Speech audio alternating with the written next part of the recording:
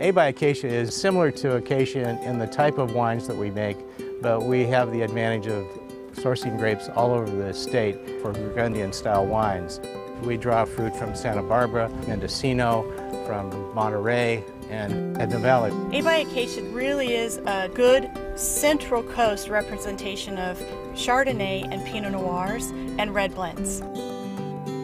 The Central Coast, it's similar in temperatures to maybe Carneros, but the terroir is different, the wind direction is different, it keeps it cool.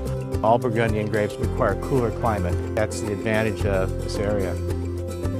Right now I'm standing in Edna Ranch, which is one of our main sources of Pinot Noir and Chardonnay. This particular area is unique because of its location to the ocean, and if you look out towards the mouth of the valley you can see a fog bank.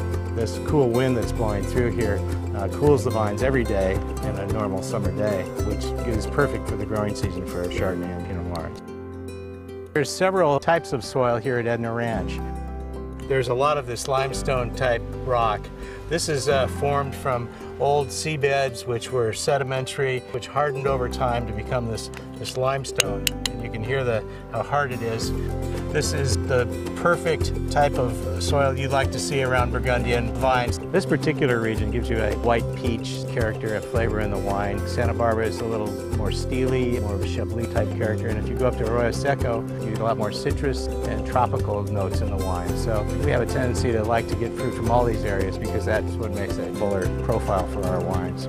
We'd probably buy grapes from maybe 15 or 20 major growers. We're here at Pfeiffer Vineyards. Charlie Pfeiffer, the owner, is so key in how quality is done. He gets it and he understands what it is the winery and the grower need to have together. I grow Syrah for A by Acacia. This particular site was one I selected after looking at many other places. It was just some cow trails, barbed wire, nothing. But I knew the water.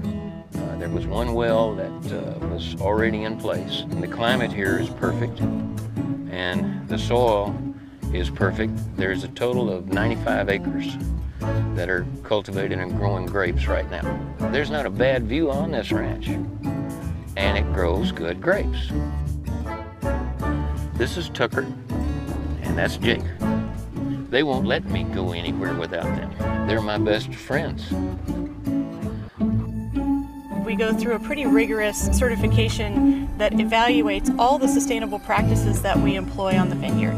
Part of sustainability is giving back to your immediate community, and part of that immediate community is your workforce. So some of our vineyards have actually gone so far as to create organic gardens that the employees participate in, and then they get the yields or the harvest off of whatever it is they grow. Typical harvest? Let's see. Harvest is when it all comes to fruition. If you blow that, you've blown 12 months. In Napa, we'd probably start harvesting about the first or second week in September, some of the whites. And they probably would wrap that up by the second or third week in October. In the Central Coast, the warmer regions, we'll start harvesting sometimes in August, late August, and we'll finish not until November. So we have a longer season because our microclimates are so diverse in this area up and down the coast. For A by Acacia, we pick about 2,500 tons of grapes for our 3 varieties. This is where we make A by Acacia wine. The first step is actually out at the crusher or the presses. We're standing in front of these presses. The white grapes are pressed for the juice, which goes into the winery. The red grapes are pumped into the winery.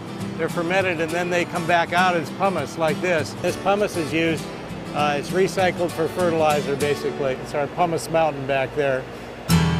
60% of our Chardonnay is barrel fermented. Right now, we're in a large barrel room which contains 30 to 35,000 barrels. We top and stir the barrels every 3 to 4 weeks, and then we top and stir the barrels on a regular basis for about 4 to 6 months. That other 40% stays in stainless steel tanks.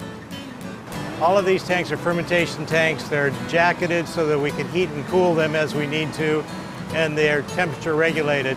This room itself has about 190 tanks, that are sized from about 6,500 gallons to about 30,000 gallons. We keep the wine in separate lots, and then we evaluate those lots and blend them together just before bottling so that we can regulate how much oak is in the wine, how much fruit is in the wine. For the Pinot Noir, we like to give it at least 4 to 6 months in barrels after it's through fermenting, so that whole process probably takes about 9 to 10 months. The red blend, we use a red fermentation process very similar to the Pinot Noir. We don't get ahead of the fruit, we don't do a lot of manipulation on the grapes. We really work hard in the vineyard to get the best fruit in. We just let that fruit express itself in the wine.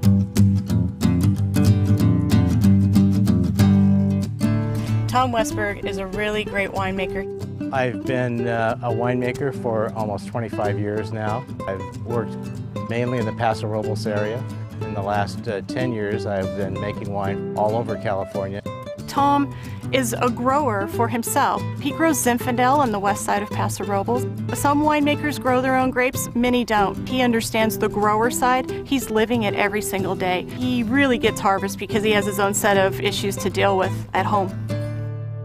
Well, Stacy C., she and I work very closely together at all phases of the growing season, and especially during harvest, when it's so critical that we get the grapes in at the right time and in the right condition. She's essential to the A by A program.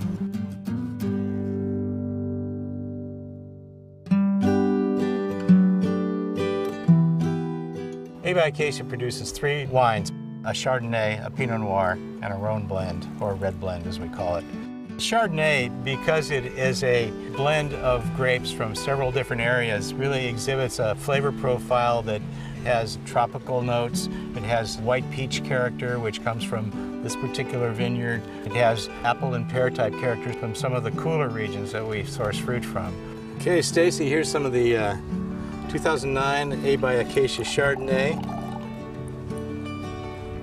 This has a lot of the Arroyo Seco character. It's got a really nice pineapple. There's just a hint of oak in there, which I really like. The A by Acacia Pinot Noir has the most Burgundian characteristics of any Pinot Noir in its price range. The most forward flavor is probably the cherry notes. Behind that, there's a certain amount of spice. It's an excellent wine for almost any occasion. The A by Acacia Red Blend is a very interesting wine. The majority of the wine in this, although it changes slightly from year to year, is usually Syrah. Syrah, of course, has its own blueberry character. It has really soft tannins. It's big, lush wine. And then we complement that with some Grenache, which gives it some strawberry notes. We also add a little bit of Viognier, a very aromatic white grape. It gives it a character which is different from just another red blend.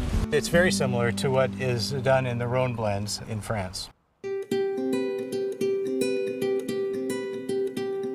A by Acacia leverages the Acacia brand equity and style at an everyday price point. We have flexibility of sourcing to get the best fruit from different areas every year. Consumers will love these easy-to-drink wines for entertaining and at-home dining. I feel comfortable here. I've been in this Paso Robles area for over 20 years. It's been a great advantage to be able to pull grapes in from the rest of California. The Wine Spectator recently reviewed our Pinot Noir and last year our Chardonnay. I'm very happy with the scores we got. I think that we can continue to hit that level of quality as we go forward. As always, please enjoy our wines responsibly.